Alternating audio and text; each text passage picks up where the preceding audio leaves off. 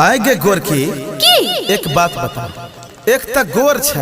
हाँ, वो तो हम छोटे सचिए। और वही पे ते मेकअप करके की बनेले चाहे छी? Jacqueline Fernandez. आई रो करिया की एक बात तू बता। अच्छा बोल। एक तक कारी छी, ऊपर से करिया चश्मा लगा के की बने चाहे छे? रजनीकांत।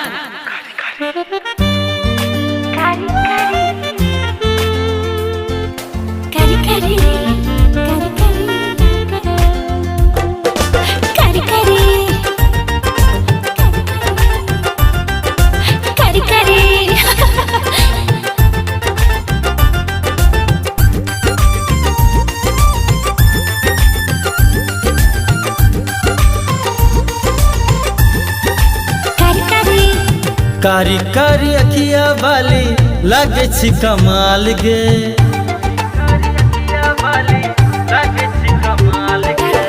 कारी कारी अखिया वाली लागे छी कमाल गे।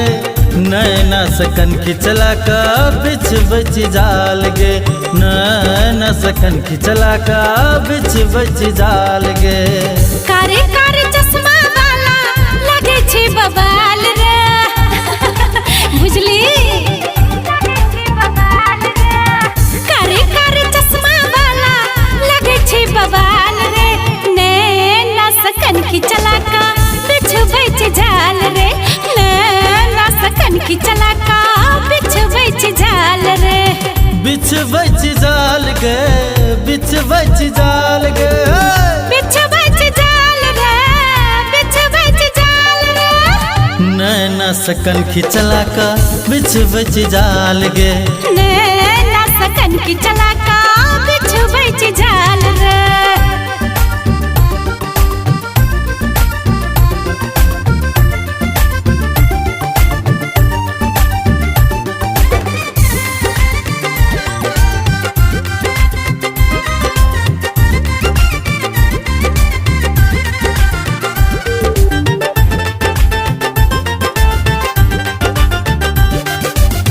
मोहनी सुरतिया तोहर गजब के मुस्की छो।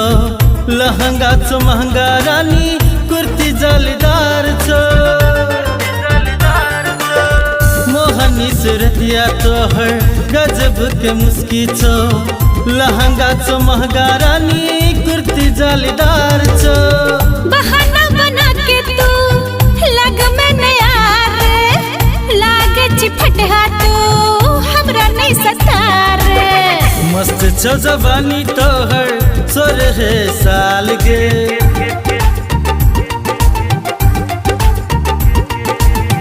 मस्त छो जवानी तोहर 16 साल गे। नैना सकन खिचला का बिच बच जाल रे। नैना सकन खिचला का बिच बच जाल गे।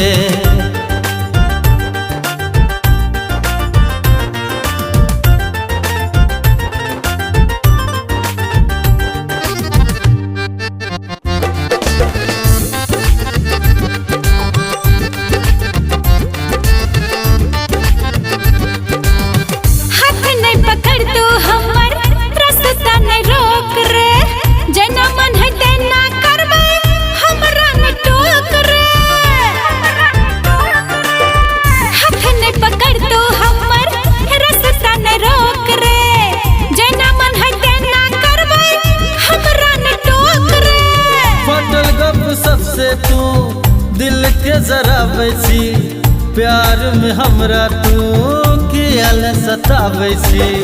प्यार करब तोरे से हम नहीं कर तू सवाल रे।